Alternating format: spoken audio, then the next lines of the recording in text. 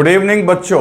तो आज हम लोग पढ़ेंगे काइनेमेटिक्स का लेक्चर नंबर 5। ओके, तो लेक्चर को शुरू करने से पहले कल जो लास्ट में क्वेश्चन मैंने आपको दिया था, पहले हम लोग उस क्वेश्चन को सॉल्व करेंगे। ओके, तो क्वेश्चन क्या था बच्चों? वो डिफिकल्ट क्वेश्चन था। आई थिंक आपने ट्राई किया होगा और सॉल्व भी हो गया होगा। अगर नहीं भी हुआ कोई बात नहीं, हम लोग उसको देखते हैं। मैंने पहले ही बोला था ये डिफिकल्ट क्वेश्चन है, ये आपका सर्कुलर मोशन के चैप्टर का है, लेकिन चूंकि हमने यहाँ थोड़ा सा कॉन्सेप्ट ले लिया है, चाहे वेलोसिटी का हो या स्पीड का हो, तो उसके हिसाब से हम लोग उसको सॉल्व करेंगे। ओके, चलो देखते हैं कैसे क्वेश्चन को सॉल्व करना है। तो जो क्वेश्चन है आपका,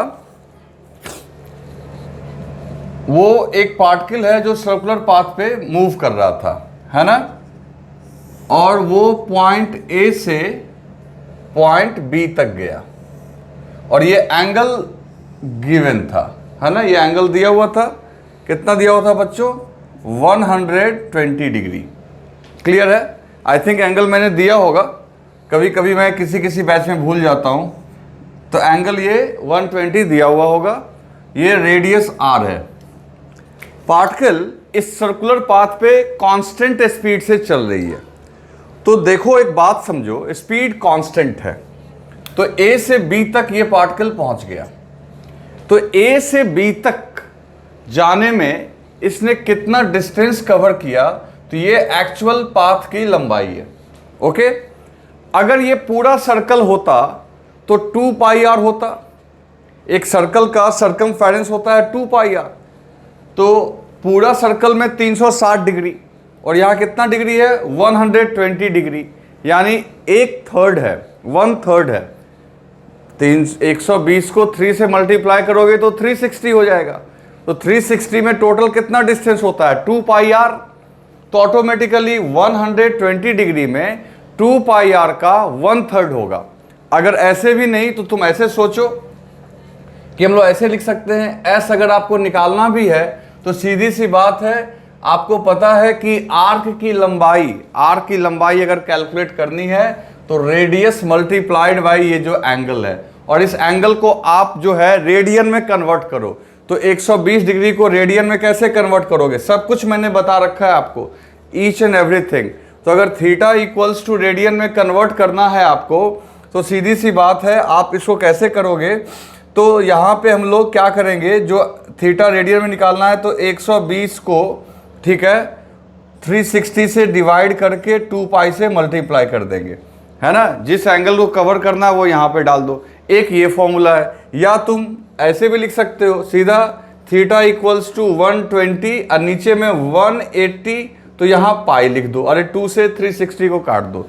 ये दोनों ही फॉर्मूला से आपको थीटा जो है, मैंने बता रखा है मैथमेटिकल टूल में कि थीटा को आप रेडियन में कन्वर्ट कर सकते हो अगर वो डिग्री में दिया हुआ है तो इस तरीके से तुम देखोगे तो ये 2 पाई बाई 3 कैलकुलेट होके आएगा। यहाँ भी 2 पाई बाई 3 ही होगा, ठीक है ना। चलो, तो टोटल डिस्टेंस जो इसने कवर किया, S equal to R into theta, है ना, क्योंकि हम लोगों को फॉर्मूला बताया गया था theta equal to length of arc upon radius. तो लेंथ ऑफ आर्क अगर निकालना है आपको तो आर इंटू थीटा, तो ऑटोमेटिकली थीटा की जगह क्या लिख दोगे? 2 पाई। तो 2 पाई आर बाई 3। वो मैंने आपको पहले ही बोला था कि बिना कैलकुलेशन के भी हम लोग बोल सकते थे, क्योंकि सर्कल का एक पूरा जो सर्कमफेरेंस होता है वो 2 पाई आर होता है। 1/3 की बात करोगे तो 2 पाई आर बाई 3।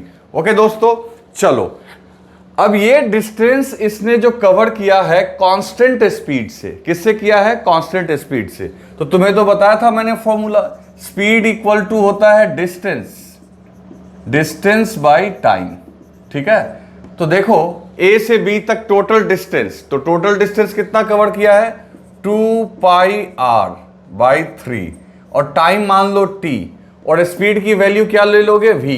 कहोगे v क्यों लेंगे सर? तो कांस्टेंट स्पीड है। तो मैंने बताया था अगर कोई चीज कांस्टेंट होता है तो उसका एवरेज और इंस्टेंटेनियस सेम होता है। तो स्पीड लगातार कांस्टेंट है यहां से यहां तक में, तो स्पीड की जगह हमने क्या रख दिया? सीधा v। It is given in question में दिया हुआ है। तो यहां से आपको टाइम मिल जाएगा। So t equals to 2 pi R upon 3v। दोस्तों ये तुम्हें पता चल गया टाइम, कि इसको ए से बी तक जाने में टाइम कितना लगेगा, ठीक है। लेकिन तुम कहोगे आप निकालना क्या चाह रहे हैं, तो हमारा क्वेश्चन क्या था बच्चों, हमारा क्वेश्चन था एवरेज वेलोसिटी का मैग्नीट्यूड। हमें एवरेज वेलोसिटी निकालना है, तो एवरेज वेलोसिटी का अगर मैग्नीट्यूड निकालना है तो तुम्हें total displacement divided by time लिखना पड़ेगा। तो average velocity, this is average velocity का मैग्नीट्यूड, एवरेज वेलोसिटी। तो इसमें डिस्टेंस तो नहीं लेंगे, एवरेज वेलोसिटी के लिए क्या लेंगे, डिस्प्लेसमेंट। और डिस्प्लेसमेंट के लिए आपको पता है कि इनिशियल और फाइनल पॉइंट को एक लाइन से ज्वाइन कर दो, है ना। ये शॉर्टेस्ट डिस्टेंस हो गया ना इसके बीच में, और यही काम करेगा किसका, डिस्प्लेसमेंट का। तो आपको अगर ये पता चल जाए तो ऑटोमेटिकली वहां पे पुट कर दोगे। और टाइम तो खैर तुमने पहले ही निकाल रखा है कि यहां से यहां तक जाने में जो टाइम लगा, तो जितना टाइम में ये डिस्टेंस कवर किया है उतना ही टाइम में तो ये डिस्प्लेसमेंट भी कवर हुआ है। तो डिस्प्लेसमेंट कैसे निकलेगा, तो बच्चों ये है एंगल 120। तो ऑटोमेटिकली, अच्छा ये भी रेडियस आर होगा, तो ये ट्रायंगल का अगर दोनों साइड सेम है, त्रिभुज की दोनों भुजाएं सेम है, तो सामने का एंगल भी सेम होगा। तो इस एंगल को थीटा मान लो, इसको थीटा मान लो। तो तीनों एंगल, किसी भी ट्रायंगल के तीनों एंगल का सम 180 डिग्री होता है। तो ऑटोमेटिकली ये थीटा भी आपका 30 डिग्री हो जाएगा, और ये थीटा भी कितना हो जाएगा बच्चों, 30 डिग्री। तो 30 30 120, तो कितना हो गया आपका टोटल, ये हो गया आपका 180 डिग्री। क्लियर है। चलो अब अपने को करना क्या है, हम लोग को ये डिस्प्लेसमेंट निकालना है। तो अब आप याद करो कि आपको मैंने साइन लॉ बताया था, साइन लॉ याद है आपको, जिसमें आपको बताया था, जाके ट्रिगोनोमेट्री में देखना आप, किसी भी ट्रायंगल के लिए इसको हम लोग लगा सकते हैं। तो साइन 120 और डिवाइडेड बाय इसके सामने का side, that is delta R, equals to sine 30 divided by इसके सामने का कोई भी side, that is capital R. तो साइन 120 का भी वैल्यू मैंने आपको बता रखा। देखो चीजों को याद रखना पड़ेगा भाई, अगर आप याद नहीं रखेंगे तो फायदा नहीं होगा, केवल लेक्चर जमा करने से नहीं होगा, नोट्स बनाओ। अब देखो साइन 120 की जो वैल्यू मैंने आपको बताई थी, वो बताई थी √3/2, और ये हो गया डेल्टा आर इक्वल्स टू, ये हो गया 1/2r। अब यहां से 2 और 2 क्या कर दो, कैंसिल, क्रॉस मल्टीप्लाई कर दो, तो डेल्टा आर इक्वल्स टू हो जाएगा r√3। This is your displacement.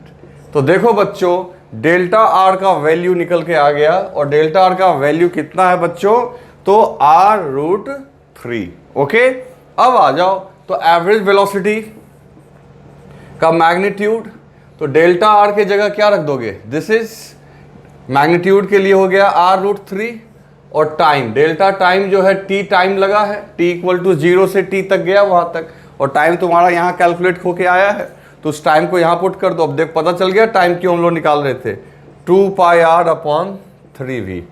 Okay, तो यहाँ से देखो r से r कैंसिल हो गया, r से r कैंसिल हो गया, और ये 3v चला जाएगा ऊपर, तो ऑटोमेटिकली आंसर आ गया 3√3v upon 2 pi. This is your answer. ये आपकी एवरेज वेलोसिटी कैलकुलेट होके आ गई, दैट इज 3√3v अपॉन 2 पाई। तो ये एवरेज वेलोसिटी का मैग्नीट्यूड आया। समझ गए ना दोस्त। तो कहाँ क्या कॉन्सेप्ट मैंने लगाया वो आपने देख लिया। तो जिसने बनाया बहुत अच्छी बात है, जिसने नहीं भी सॉल्व किया वो इसको समझ लो सही से। ओके, लिख लो।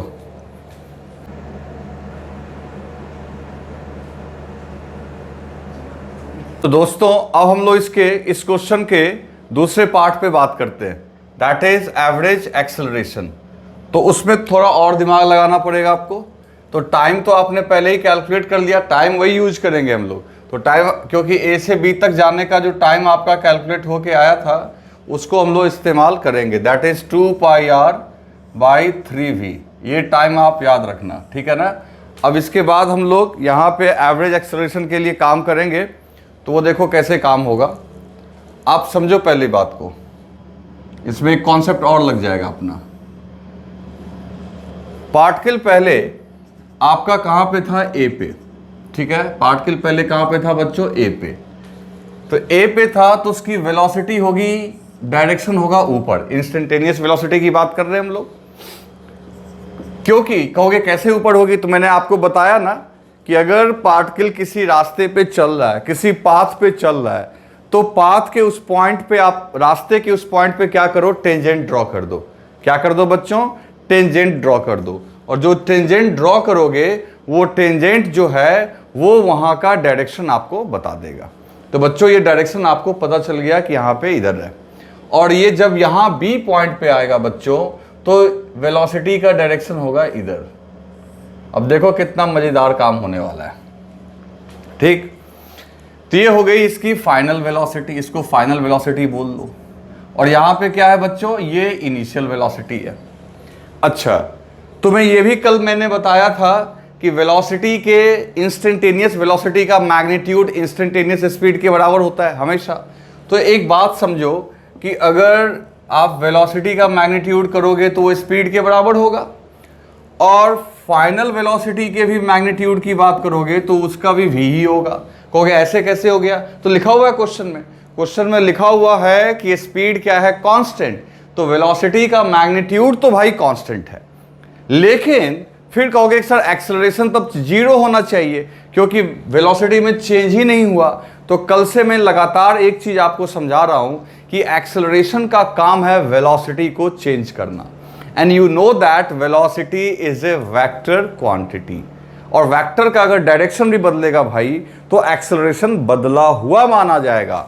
अगर वेलोसिटी का डायरेक्शन भी चेंज होगा तो वेलोसिटी को बदला हुआ माना जाएगा, और डायरेक्शन चेंज हो रहा है। तुम देख रहे हो कि यहां पे ये टेंजेंट ऐसे, यहां पे ऐसे, भले ही दोनों का मैग्नीट्यूड क्या है, सेम।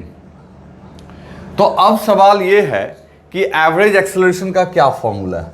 तो कल याद करो, आपको मैंने बताया था average acceleration equal to change in velocity by total time. तो टाइम तो आपको पता है, चेंज इन वेलोसिटी पता करना है। तो चेंज इन वेलोसिटी कैसे निकालोगे, तो अब देखो यहां पे वेक्टर यूज हो जाएगा आपका। तो क्या लिखेंगे, final velocity minus initial velocity. Change in velocity जो होगा बच्चों वो क्या होगा, final velocity minus initial velocity. तो चेंज इन वेलोसिटी जो हुआ वो फाइनल माइनस इनिशियल। तो बच्चों एक काम करते हैं, अब डेल्टा वी का मैग्नीट्यूड निकाल लेते हैं, चेंज इन वेलोसिटी का मैग्नीट्यूड। तो फॉर्मूला तो याद होगा, वी एफ का स्क्वायर माइनस वी आई का square minus 2vf into V I into cos theta. याद है फॉर्मूला वेक्टर में सब्ट्रैक्शन का। तो सवाल यह है कि ये थीटा इन दोनों के बीच का एंगल, तो देखो ये एंगल है 120, और अगर आप सही से दिमाग पे जोर डालें तो मैंने आपको ऐसा भी एक क्वेश्चन करवा रखा है कि जिससे कि आपको एंगल भी निकालने में तकलीफ नहीं होगी। जैसा कि वेक्टर का कॉन्सेप्ट है, तुम जानते हो वेक्टर को उसके पैरेलल कहीं भी शिफ्ट करके ले जा सकते हैं। तो अगर वी आई को हम लोग शिफ्ट करके ले गए तो वी आई को हम लोग यहाँ शिफ्ट करके पहुँचा दिए, दिस इज वी आई को हमने शिफ्ट कर दिया यहाँ, और ठीक इसी तरीके से वी एफ को यहाँ शिफ्ट कर दिया। अब देखो एंगल के लिए दोनों का टेल मिलना चाहिए एक जगह, टेल मिल गया कि नहीं मिल गया। अब कहोगे ये एंगल कितना होगा, तो अभी मैं बता रहा हूँ, आप पहले समझो। इस रेडियस से ये जो है ये एंगल हो जाएगा आपका 90, मानते हो ना, क्योंकि रेडियस पे टेंजेंट कितना एंगल आता है 90। ये टोटल कितना है 120, ब्लैक कलर से 120 है। तो 120 में अगर ये 90 सब्ट्रैक्ट करोगे तो ये एंगल 30 डिग्री होगा कि नहीं होगा। ठीक, अच्छा अब ये देखो ये भी अपने रेडियस पे 90 बना रहा है, तो ऑटोमेटिकली इसी को तो स्लाइड करके यहाँ लाए हो तो ये 90 ही होगा ना भाई। तो अब फिर से देख लो, अब वी आई और वी एफ के बीच एंगल, तो यहाँ तक ये हो गया 90 और ऊपर वाला हो गया 30, तो टोटल एंगल 120 हो गया कि नहीं हो गया, हो गया ना भाई। तो अब देखो यहाँ पे हम लोग क्या लिखेंगे, फिर हम लोग यहाँ पे लिखेंगे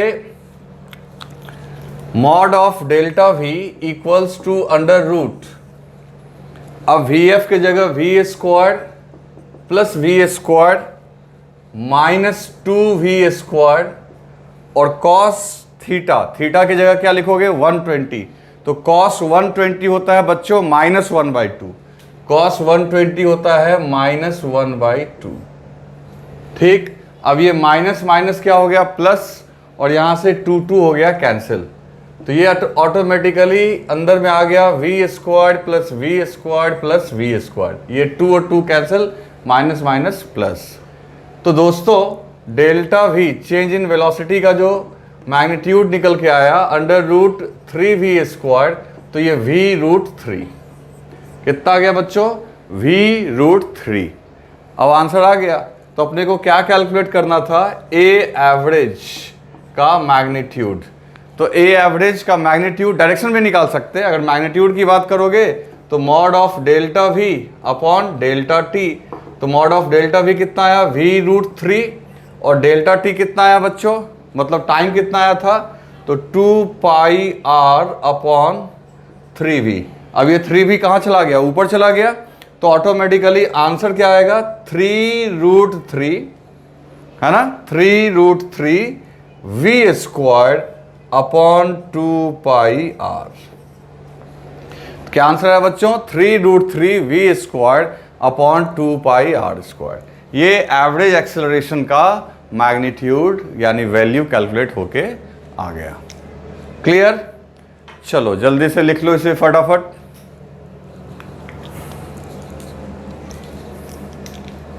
तो बच्चों अब इस प्रॉब्लम के बाद हम लोग एक्सेलरेशन के रिगार्डिंग कुछ और इंपॉर्टेंट पॉइंट देखते हैं, ठीक है ना। बहुत इंपॉर्टेंट पॉइंट्स हैं, आप ज़्यादा ध्यान देना, देखते जाओ।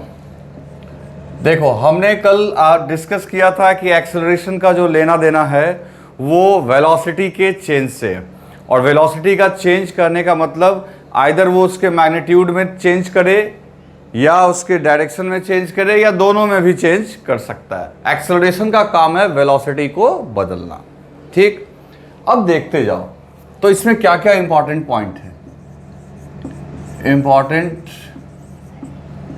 पॉइंट्स। इंपॉर्टेंट पॉइंट्स में जो हमारा यहाँ पे है, इंपॉर्टेंट पॉइंट्स में जो पहला हम लोग लिखेंगे वो ये कि एक्सेलरेशन के साइन को लेके समस्या है। कुछ लोगों को लगता है कि एक्सेलरेशन पॉजिटिव होने का मतलब ये हुआ कि ये हमेशा वेलोसिटी के मैग्नीट्यूड को बढ़ाएगा, एक्सेलरेशन नेगेटिव होने का मतलब ये हुआ कि ये एक्सेलरेशन जो है वेलोसिटी के मैग्नीट्यूड को घटाएगा। दोस्तों ऐसी बात बिल्कुल नहीं है। अभी हर एक पॉइंट मैं आपको क्लियर करता हूं, आप सुनो। अगर मान लो, ध्यान से देखते जाना, मान लो कि ये कोई कार है, अभी आपको सारा कुछ एक्सप्लेन हो जाएगा, और ये पॉजिटिव एक्स एक्सिस, एक कार इधर जा रही है v वेलोसिटी से, ठीक। अब अगर इसको आप पुश करोगे, पीछे से क्या करोगे, पुश करोगे, तो आपको इतना थोड़ा नॉलेज तो होगा कि जिधर फोर्स अप्लाई करते हैं, न्यूटन का सेकेंड लॉ बोलता है उधर ही एक्सेलरेशन होता है। तो कहने का मतलब है कि अगर वेलोसिटी पॉजिटिव एक्स एक्सिस के लॉन्ग है और अगर इसको एक्सेलरेशन भी पॉजिटिव एक्स एक्सिस पे मिले, तो आपसे कोई पूछे कि ये जो एक्सेलरेशन है इसकी वेलोसिटी के मैग्नीट्यूड को बढ़ाएगा या घटाएगा, तो आपका आंसर होगा ऑफ कोर्स बढ़ाएगा, है ना, क्योंकि जिधर जा रहा है उधर ही आप फोर्स लगा रहे हो, उधर ही एक्सेलरेशन है।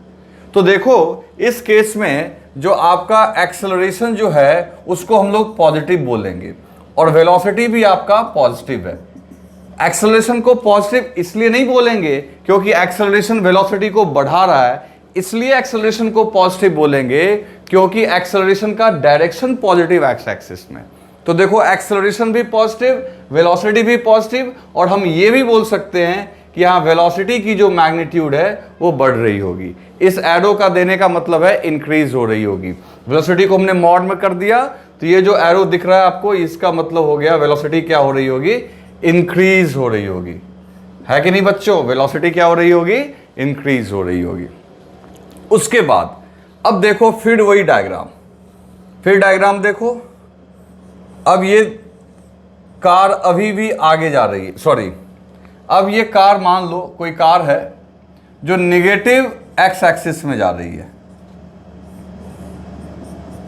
और ये आपका क्या है, उसका पॉजिटिव एक्स एक्सिस।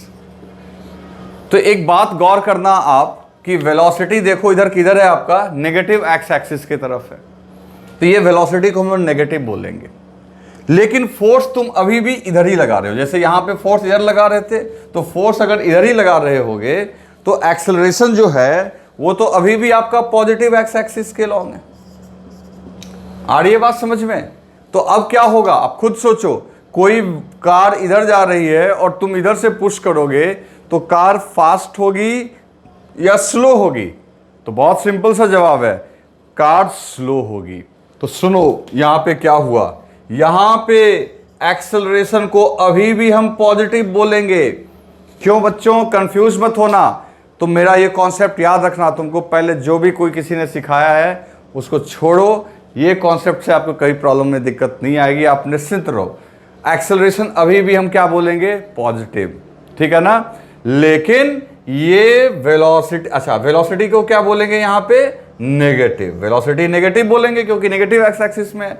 और हम क्या बोलेंगे कि वेलोसिटी की जो मैग्नीट्यूड है वो यहां घट रही है। एरो डाउन करने का मतलब घट रही है। तो देखो एक्सेलरेशन यहां पॉजिटिव है, एक्सेलरेशन पॉजिटिव है, यहां वेलोसिटी को बढ़ा रहा है, यहां वेलोसिटी को घटा रहा है। यानी पॉजिटिव एक्सेलरेशन वेलोसिटी को बढ़ा भी सकता है, घटा भी सकता है। पॉजिटिव एक्सेलरेशन का एकमात्र मतलब ये होता है कि एक्सेलरेशन पॉजिटिव डायरेक्शन में है।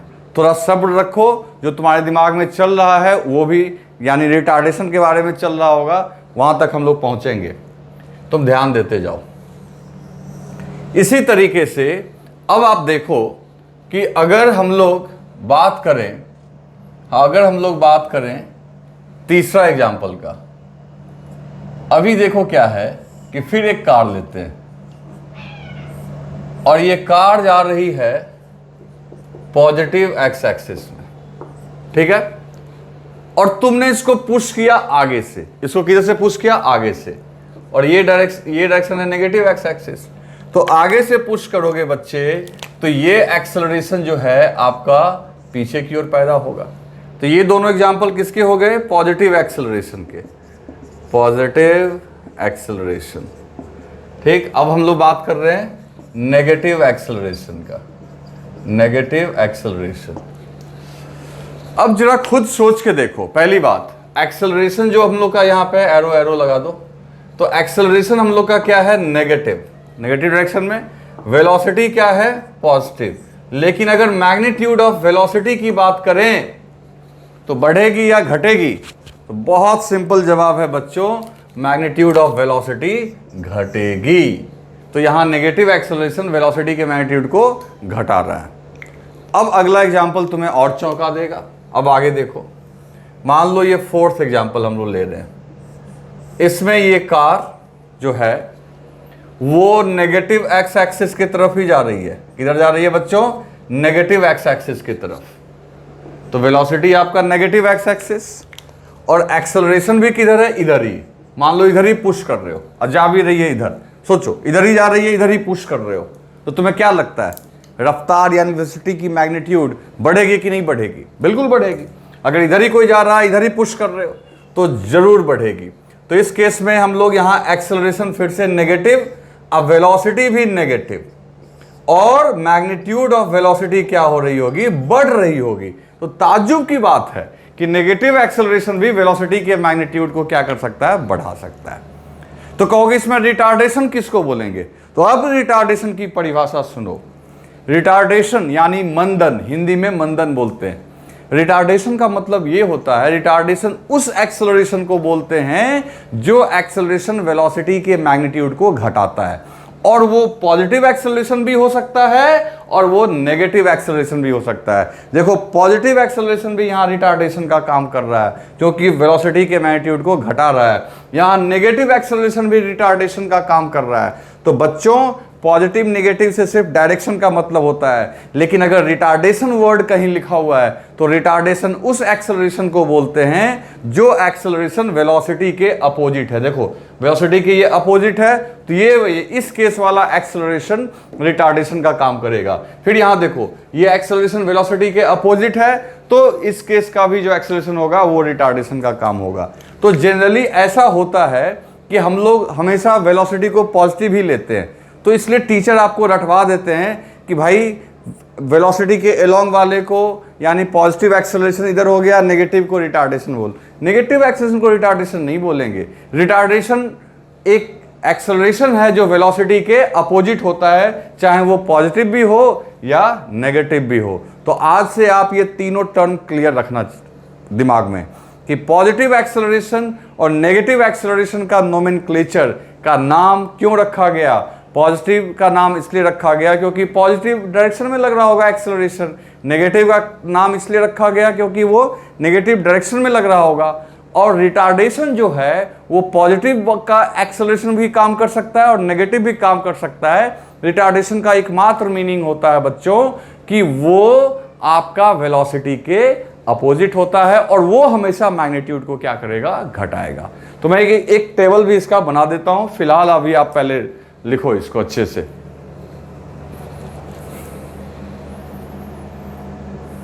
तो दोस्तों अब मैं यहां पे आपको एक टेबल बना देता हूं जिसको आप हमेशा याद रखेंगे, ठीक है ना। इससे आपको कभी कंफ्यूजन नहीं होगा। अब वो टेबल क्या है सो देखो, बहुत सिंपल है।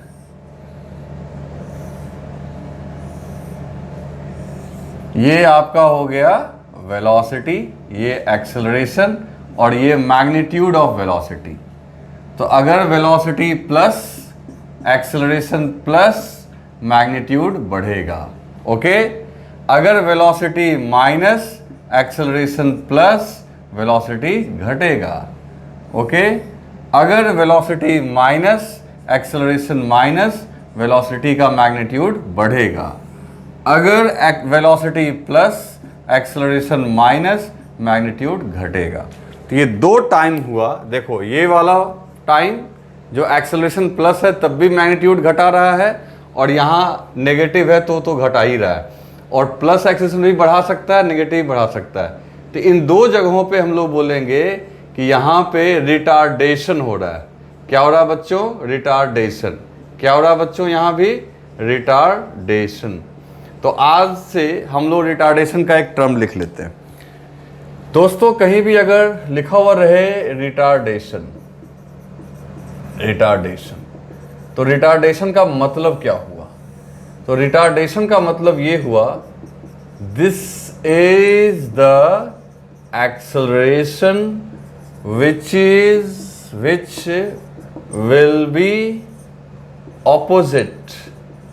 which will be opposite to direction of velocity। ध्यान दो भाई, this is the acceleration which will be opposite to direction of velocity। ये वो एक्सेलरेशन है जो वेलोसिटी के डायरेक्शन के अपोजिट होता है। और इसके बारे में नेक्स्ट पॉइंट क्या होगा, इट ऑलवेज, ये हमेशा, always decrease the magnitude of velocity. Retardation हमेशा वेलोसिटी को क्या करता है, उसके मैग्नीट्यूड को घटाता है। तो रिटार्डेशन को लेके आप एकदम क्लियर रहो। चलो एक और पॉइंट है जहां पे बच्चों को अक्सर कंफ्यूजन होता है। अगर तुमसे कोई पूछ देता है बच्चों कि एक्सेलरेशन जो है वो किसी पार्टिकल का क्या होगा यदि उसकी वेलोसिटी जीरो है, तो बच्चे ये बोलते हैं कि सर अगर कार की किसी की वेलोसिटी जीरो है तो उसका एक्सेलरेशन भी जीरो होगा। नहीं, कभी नहीं। इस बात को दिमाग में सेट कर लो। वेलोसिटी जो है उसका चेंज को एक्सेलरेशन से लेना देना है। तुम पहली बात समझो, जब भी एक्सेलरेशन शब्द आता है तो चेंज इन वेलोसिटी और डिवाइडेड बाय टाइम आता है। इसमें कभी भी acceleration equals to velocity by time तो आता नहीं है। क्या आता है, चेंज। तो वेलोसिटी का चेंज अगर जीरो होगा बच्चों तब एक्सेलरेशन जीरो लेंगे। समझ गए ना। तो कहने का मतलब यह है कि तुम खुद सोचो कि अगर वेलोसिटी जीरो तो एक्सेलरेशन भी जीरो, फिर तो कोई कार कभी चल ही नहीं पाएगी। मान लो कोई कार रेस्ट में, तो कोई कार रेस्ट में तो उसकी वेलोसिटी कितनी है, जीरो। तो तुम कहोगे सर उसका एक्सेलरेशन भी 0, तब क्या वो कार कभी शुरू हो पाएगी? क्योंकि कार को चलने के लिए पहले आना पड़ेगा किसको? एक्सेलरेशन को। एक्सेलरेशन आएगा तब उसके वेलोसिटी को 0 से बढ़ा के 1 2 4 5 कुछ भी करेगा। तो इसका मतलब ये हुआ, आज से दिमाग में सेट कर लो ये बात कि वेलोसिटी 0 होने का ये मतलब नहीं होता है कि एक्सेलरेशन भी 0 होगा। एक्सेलरेशन 0 तभी होगा जब वेलोसिटी कांस्टेंट होगा, मतलब कि वेलोसिटी में बदलाव नहीं होगा। ठीक है ना? तो इस बात को आप समझो कि एक्सेलरेशन का संबंध चेंज इन वेलोसिटी से है। नहीं तो अगर सोचो कि एक्सेलरेशन अगर इंतजार कर रहा होता कि वेलोसिटी आएगा तो हम आएंगे, फिर तो पहले कौन आता? तो सीधी सी बात है, पहले हमेशा एक्सेलरेशन आएगा और एक्सेलरेशन की वजह से वेलोसिटी में बदलाव होगा। समझ गए ना? तो हम लोग यहां इस पॉइंट को लिख देते हैं, इट मे पॉसिबल, ऐसा संभव है, मे possible particle has 0 velocity at certain instant but non-zero acceleration। थोड़ा ये मिक्सअप हो गया, अलग अलग करके लिखना, ये पॉइंट अलग था आपका। हाँ देखो क्या लिखा मैंने, इट मे पॉसिबल, ऐसा संभव है बच्चों कि पार्टिकल हैज, पार्टिकल के पास, पार्टिकल हैज 0 वेलोसिटी, पार्टिकल की वेलोसिटी क्या हो? 0 किसी इंस्टेंट पे, बट नॉन जीरो एक्सेलरेशन हो। नॉन जीरो एक्सेलरेशन का मतलब क्या हुआ? कुछ ना कुछ एक्सेलरेशन उसके पास हो। समझ गए? चलो जल्दी से लिख लो इसे।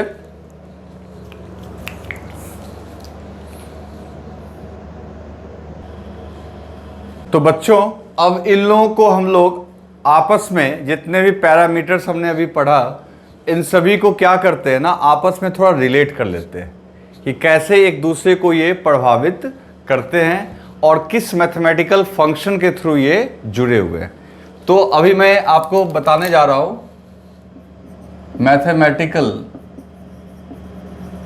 Mathematical relation between kinematical parameters. ऐसा नहीं है कि आप कुछ नया सीखेंगे, जो हमने पढ़ा उसको एक जगह एक फॉर्मूला के फॉर्म में चाहते हैं कि सामने आ जाए ताकि काम करना आसान हो। देखो शुरुआत करते हैं, सबसे पहले शुरुआत करते हैं हम लोग डिस्प्लेसमेंट से। तो जब कभी भी आपको डिस्प्लेसमेंट निकालना होगा तो ये दिमाग में सेट हो गया कि फाइनल पोजीशन में से इनिशियल को सबट्रैक्ट कर लेना है। ओके, और डिस्टेंस की जहां तक बात हो गई तो एक्चुअल लेंथ ऑफ पाथ निकालोगे। दूसरा आ जाओ वेलोसिटी पे। तो एवरेज वेलोसिटी निकालने का क्या तरीका है?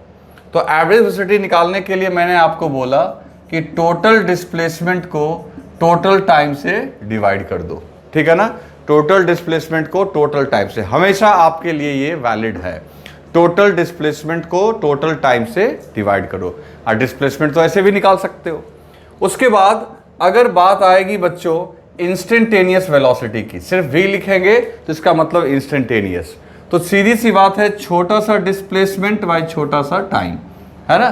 तो छोटा सा एरो नहीं भी दे सकते हो, दे भी सकते हो। यहाँ पे मान लो सिर्फ हमने डिफरेंशियल फॉर्म में लिखा है, इसको हम लोग मैथमेटिक्स के लैंग्वेज में पढ़ सकते हैं differentiation of position with respect to time. यानी पोजीशन को टाइम के रिस्पेक्ट में डिफरेंशिएट कर लो तो क्या मिल जाएगी? वेलोसिटी। या यूं भी बोल सकते हो छोटा सा डिस्प्लेसमेंट अपॉन छोटा सा टाइम। अब मैं यहां से क्या एक चीज बताने जा रहा हूं, यहां से देखो एक काम करते हैं, इक्वेशन 4 ये मेरे को दिखाना है। अब जैसा कि आपका ये आ गया dx by dt equals to v, arrow मान के चलो, मैं बार बार कितना एरो हम लोग लिखेंगे, वो तो अंडरस्टूड है कि एरो लगाना ही था। तो dx by dt equal to क्या हो गया बच्चों? वेलोसिटी। तो एक काम करो, dt को उधर भेज दो, तो dx equal to v into dt। अब ये वेलोसिटी इंटू dt क्या है बच्चों? छोटा सा टाइम। वेलोसिटी क्या है? वेलोसिटी इंटू छोटा सा टाइम। और dx क्या है, स्मॉल डिस्प्लेसमेंट। dx जो हो गया स्मॉल डिस्प्लेसमेंट।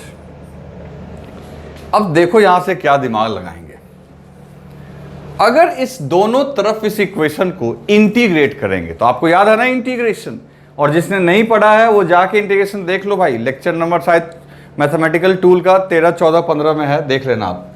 तो आप इसको इंटीग्रेट कर दो दोनों तरफ, इधर भी हो गया v dt, इधर हो गया dx।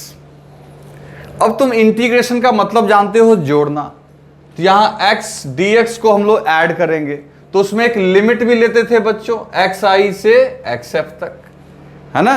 लिमिट लेंगे क्योंकि x का लिमिट, लोअर लिमिट को इनिशियल बोलते हैं, अपर लिमिट को फाइनल बोलते हैं। तो dx का इंटीग्रेशन तो x हो जाएगा, तो सीधी सी बात है, हम लोग क्या लिखेंगे, x और लिमिट xi से xf, और इधर रहने दो क्योंकि अपने को वेलोसिटी पता नहीं है, तो इधर ऐसे ही रहने दो। ये क्वेश्चन में दिया हुआ रहेगा कि वेलोसिटी कितना है, तो उसको यहां पुट करेंगे, इधर वाले को केवल सॉल्व करते हैं। अब एक बार x को x, अच्छा लिमिट कैसे पुट करते हैं, तो एक बार आप फाइनल रखोगे और एक बार इनिशियल। तो यहां पे इसको हम ऐसे लिखेंगे, xf minus xi equal to v dt, ठीक है। और देखो final position minus initial position क्या हो गया, डिस्प्लेसमेंट। तो ध्यान से सुन लो बच्चों, डिस्प्लेसमेंट निकालने का एक ये भी तरीका हो गया। एक तो है कि पोजीशन दिया हुआ है तब तो कोई दिक्कत ही नहीं है, और दूसरा क्या हुआ कि जब जब वेलोसिटी अगर गिवन है, तो वेलोसिटी को टाइम के रिस्पेक्ट में, इंटीग्रेट करोगे तो आपको क्या मिलेगा, डिस्प्लेसमेंट। ये दिमाग में सेट रखना, वेलोसिटी को टाइम के रिस्पेक्ट में इंटीग्रेट करने पे क्या मिलता है, डिस्प्लेसमेंट। क्लियर। तो ये एक एक्स्ट्रा फॉर्मूला अपने को सीखना पड़ा, हम लोग सीखे। यहां पे आगे देखते हैं। चलो ये हो गया। बाकी अब स्पीड वाला तो बहुत सिंपल है भाई, ये फोर्थ हो गया। फिफ्थ में हो गया आपका, अगर एवरेज स्पीड चाहिए तो एवरेज स्पीड तो सीधा हो गया total distance by total time. Delta S नहीं लिखते हैं, चेंज इन डिस्टेंस नहीं होता है, डिस्टेंस हमेशा लेंथ होता है, तो ऊपर डेल्टा मत लिख देना, एस अपॉन डेल्टा टी। नीचे डेल्टा टी लिख सकते हो क्योंकि टाइम का फाइनल टाइम इनिशियल टाइम होता है, डिस्टेंस तो भैया लंबाई है, जो चल दी है सो चल दी है। अच्छा, एवरेज स्पीड की बात करने के बाद अब इंस्टेंटेनियस स्पीड की बात करेंगे, तो इसके बारे में आप बोल सकते हो कि ये हो जाएगा ds बाई dt, या यूं कह लो कि इंस्टेंटेनियस वेलोसिटी के मैग्नीट्यूड को ही इंस्टेंटेनियस स्पीड के बराबर कर देंगे। और ऐसा क्यों होगा, ये कल वाले लेक्चर में मैंने आपको अच्छे से समझा दिया है, ठीक है। चलो ये हो गया आपका सिक्स्थ। अब हम लोग बात करेंगे सेवेंथ की। सेवेंथ में क्या आएगा बच्चों, तो आएगा एक्सेलरेशन। तो ये तो एकदम ताजा है, हम लोग पढ़े, अभी तुरंत पढ़े। तो एवरेज एक्सेलरेशन जो हो जाएगा बच्चों, वो delta we by delta T. Average acceleration जो हो जाएगा, total change in velocity divided by total time taken. Total change in velocity divided by total time taken. Simple है, कोई बड़ी बात नहीं है। Total change in velocity divided by total time taken. और इंस्टेंटेनियस के लिए क्या हो जाएगा बच्चों, तो इंस्टेंटेनियस के लिए अगेन dv बाई dt। अब इसको ऐसे पढ़ोगे, अगर वेलोसिटी को टाइम के रिस्पेक्ट में हमने क्या कर दिया, डिफरेंशिएट कर दिया, तो हमें क्या मिल जाएगा, एक्सेलरेशन। तो जिस तरीके से यहां एक हमने ये बनाया, यहां भी देखो सॉल्व करेंगे, यहां भी बनाएंगे। मान लो dt को आप उधर भेज दो, ये आपका नॉर्मल फॉर्मूला, dt को उधर भेज दो, तो dv इक्वल्स टू हो जाएगा a इंटू dt। ये dv क्या है बच्चों, तो dv है छोटा सा change in velocity, very small change in velocity. अब अगर दोनों तरफ इंटीग्रेट मार दो, दोनों तरफ इंटीग्रेशन कर दो, तो इधर किसका इंटीग्रेशन कर रहे हो, dv का। और लिमिट कहां से कहां ले लिए, initial to final, initial to final. तो dv का इंटीग्रेशन क्या हो जाएगा बच्चों, dv का इंटीग्रेशन हो जाएगा v। एक बार रखेंगे फाइनल v, एक बार रखेंगे इनिशियल v, तो ऑटोमेटिकली ये हो जाएगा vf minus vi equals to a dt। दिख रहा होगा तुम्हें। और vf माइनस vi क्या हो गया, डेल्टा v। तो बच्चों आज से याद रखना, डेल्टा वी यानी टोटल चेंज इन वेलोसिटी जो होता है ए डी टी का इंटीग्रेशन। अगर मेरे से कोई कहेगा कि चेंज इन वेलोसिटी बताओ, तो कहेंगे भैया चेंज इन वेलोसिटी निकालने का तरीका एक तो है कि सीधा फाइनल माइनस इनिशियल कर लो, अगर एक्सेलरेशन दिया हुआ है तो एक्सेलरेशन को टाइम के रिस्पेक्ट में क्या कर लो, इंटीग्रेट। तो वहां से भी आपको क्या मिल जाएगा, चेंज इन वेलोसिटी।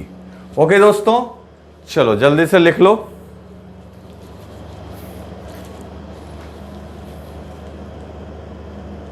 बच्चों अब हमने काइनेमेटिकल पैरामीटर्स को कंप्लीट कर लिया है।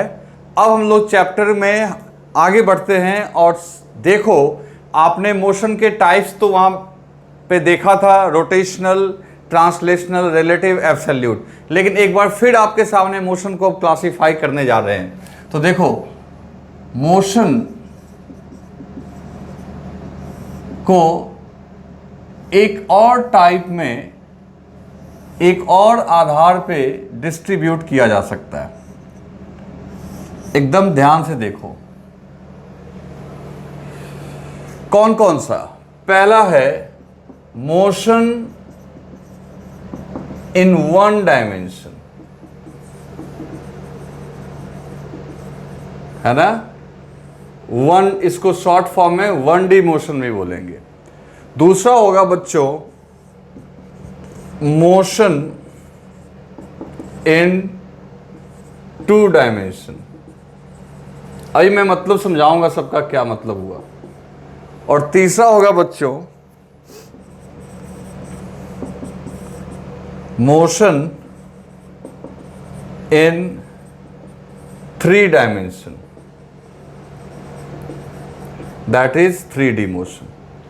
मोशन इन टू डायमेंशन को ही हम लोग चाहें तो बोल सकते हैं motion in plane, motion in plane. अब मेरी बात सुनो, मेरी बात सुनो, मेरी बात सुनो, सबका मतलब समझो। देखो ये one dimension, two dimension, three dimension किस आधार पे कहा गया? यहां डायमेंशन का मतलब है एक्सिस से, कि अगर पार्टिकल सिर्फ एक एक्सिस के लॉन्ग चले तो उसे बोलेंगे वन डायमेंशन। अभी मैं समझाऊंगा डिटेल में भी। मोशन इन टू डायमेंशन, या देखो लिखा हुआ है motion in a plane. Plane आपको पता है ना, area bounded by two axis, दो एक्सिस के बीच का घिरा हुआ एरिया को बोलते हैं प्लेन। तो अगर पार्टिकल इस तरीके से चले कि उसके दो दो कोऑर्डिनेट एक साथ चेंज हो तो उसको हम लोग बोलेंगे टू डायमेंशन। और तीसरा होगा मोशन इन थ्री डायमेंशन, जैसे मॉस्किटो फ्लाई करता है, मच्छर उड़ता है, मॉस्किटो फ्लाई करता है, तो मच्छर जो फ्लाई करता है उसके तीनों डायमेंशन, तीनों कोऑर्डिनेट बदल रहे होते हैं, एक्स, वाई एंड जेड, तो हो गया मोशन इन थ्री डायमेंशन। तो हम लोग को पढ़ना कौन कौन सा है? तो हम लोग को पढ़ना है पहला मोशन इन वन डायमेंशन, जो बुक में नॉर्मली आपको मिलेगा motion along a straight line या रेक्टिलिनियर मोशन, ऐसा भी नाम इसका मिलेगा। और ये भी पढ़ना है जिसमें प्रोजेक्टाइल, सर्कुलर मोशन सब आता है। कहोगे क्या ये नहीं पढ़ना है? ये नहीं पढ़ना है। क्यों नहीं पढ़ना है? क्योंकि इसमें पढ़ने लायक कुछ है नहीं। क्यों नहीं पढ़ने लायक है? तो बच्चों जब तुम 2D को डिस्कस कर लोगे तो 2D और 3D में कोई फर्क नहीं है, सिवाय एक कंपोनेंट एक्स्ट्रा ऐड होगा। जैसे याद करो कि वेक्टर का जब कंपोनेंट हम लोग प्लेन में तोड़ते थे तो रिजल्टेंट होता था ax² प्लस ay²।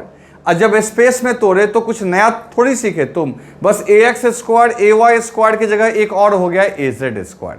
तो कहने का मतलब इन दोनों में बहुत फर्क है, लेकिन इन दोनों में फर्क नहीं है। इसलिए आप देखोगे बुक में इसकी चर्चा नहीं की जाती है। इसलिए नहीं की जाती क्योंकि ये बहुत टफ है, इसलिए क्योंकि ये दोनों एक जैसा ही है। समझ गए ना? तो हम लोग का पूरा फोकस इस पे रहेगा और इस पे रहेगा, और इसके थ्रू अगर इसका क्वेश्चन भी आता है तो आपसे वो सॉल्व हो जाएगा। ठीक है, तो सबसे पहले हम लोग आज स्टार्ट करेंगे मोशन इन वन डायमेंशन। किससे स्टार्ट करेंगे? Motion in one dimension. लेकिन पहले मैं एक बार इन दोनों का ना, इन तीनों का इनफैक्ट आपको एक बार मैं डेफिनेशन वगैरह लिख देता हूं, जिससे कि आपको पढ़ने में आसानी हो। देखो दोस्तों, मोशन इन वन डायमेंशन, तो देखो मोशन इन वन डायमेंशन हम लोग क्या बोलेंगे? In this case during motion, during का मतलब के दौरान, during motion only one coordinate of particle change with respect to time. देखो वन डायमेंशन में क्या होता है बच्चों, पार्टिकल का सिर्फ और सिर्फ एक कोऑर्डिनेट टाइम के हिसाब से चेंज कर रहा होगा। मतलब पार्टिकल का सिर्फ एक कोऑर्डिनेट टाइम के रिस्पेक्ट में क्या कर रहा होगा, चेंज कर रहा होगा। मतलब पार्टिकल हो सकता है एक्स एक्सिस के लॉन्ग चल रहा होगा, पार्टिकल वाई के लॉन्ग चल रहा होगा, पार्टिकल जेड के लॉन्ग चल रहा होगा, सिर्फ और सिर्फ उसका एक कोऑर्डिनेट ही बदलेगा। तो सीधी सी बात है, एक्स के लॉन्ग चले ही, चाहे वाई के लॉन्ग चले ही, चाहे जेड के लॉन्ग चले, और एक ही कोऑर्डिनेट बदलना है तब तो उसे स्ट्रेट लाइन में ही चलना होगा। तो इसलिए मैंने लिखा particle moves on straight line in this case. Clear? यही हम लोग सबसे पहले पढ़ेंगे। नंबर 2 में मैंने लिखा motion in 2D। In this case particle moves in a plane. Plane समझते हो ना, एक्स एक्सिस वाई एक्सिस के बीच का घिरा हुआ एरिया, चाहे वाई एक्सिस जेड एक्सिस के बीच का घिरा हुआ एरिया, चाहे जेड एक्सिस एक्स एक्सिस के बीच का घिरा हुआ एरिया, उस एरिया में चलेगा। और प्लेन में चलने से क्या होगा, so that it's two coordinate, इसका दो कोऑर्डिनेट, मतलब मान लो अगर एक्स वाई प्लेन में चल रहा है तो एक्स कोऑर्डिनेट भी और वाई कोऑर्डिनेट भी विल चेंज साइमल्टेनियसली। साइमल्टेनियसली का मतलब हुआ एक साथ, इसके दोनों कोऑर्डिनेट एक साथ चेंज होंगे। अच्छा, सबसे बड़ी बात है कि इस केस में पार्टिकल का पाथ कैसा होगा, यानी रास्ते का आकार कैसा होगा। तो बच्चों मैंने देखो क्या लिखा है, may be a straight line, may be curved, मतलब टेढ़ा भी हो सकता है और सीधा भी हो सकता है। लोगों को लगता है कि एरिया में हमेशा टेढ़ा ही होगा, और ये सीधा भी चल सकता है। मैं अभी आपको इसका एग्जांपल बना के दिखाता हूं, पहले आप इसको राइट डाउन कर लो जल्दी से। तो देखो एग्जांपल बच्चों, 2D का एग्जांपल। अब दो एग्जांपल मैं दे रहा हूं, एक स्ट्रेट लाइन वाला और एक कर्व वाला। तो मान लो ये y एक्सिस है, ये x एक्सिस है। कोई पार्टिकल ठीक बीच में चलेगा, तो ठीक बीच में चलेगा तो आप खुद देखो, इसका x कोऑर्डिनेट भी चेंज होता रहेगा, हर पॉइंट पे x कोऑर्डिनेट अलग अलग होता रहेगा, और y कोऑर्डिनेट भी चेंज होता रहेगा भाई। तो अगर कोई पार्टिकल बीच में चलेगा बच्चों, तो x कोऑर्डिनेट भी उसका चेंज हो रहा है, y कोऑर्डिनेट भी चेंज हो रहा है। तो ये 2D का एग्जाम्पल हुआ कि नहीं हुआ? और ये स्ट्रेट लाइन हो गया आपका, और कर्व तो खैर हो ही सकता है। मान लो कोई पार्टिकल ऐसे चल रहा है, ये y एक्सिस है, ये x एक्सिस है, ये पैराबोलिक पाथ बोलते हैं इसको, तो ऐसे चल रहा है तो भी आपका ये कर्व पाथ हो गया, ये भी आपका 2 डायमेंशन है, ठीक है ना। तो 2D में स्ट्रेट लाइन भी हो सकता है और कर्व भी हो सकता है। और लास्ट में आपका 3D का एग्जाम्पल, 3D का डेफिनेशन था जो आप खुद से भी लिख सकते हो। तो 3D में लिख लेंगे 3D मोशन। तो इसमें हम लोग क्या बोलेंगे बच्चों, it is the motion of particle in space. कहाँ पे बच्चों? स्पेस में। ऑल थ्री, तीनों ही, ऑल थ्री कोऑर्डिनेट, तीनों ही कोऑर्डिनेट पार्टिकल के कोऑर्डिनेट विल चेंज, वो बदल रहे होंगे, change with respect to time. तीनों ही कोऑर्डिनेट टाइम के रिस्पेक्ट में चेंज हो रहे होंगे। और इसका भी पाथ आपका स्ट्रेट लाइन हो सकता है, स्ट्रेट लाइन, और क्या हो सकता है बच्चों, कर्व लाइन। ठीक है, चलो तो टाइम तो ऑफ हो गया। तो कल हम लोग 1 डायमेंशन से शुरुआत करेंगे। ओके बच्चों, तब तक आज जितना मैंने बताया उसको रिवाइज कीजिएगा, अच्छे से नोट्स बनाइएगा और पढ़ाई करते रहिए। ठीक है।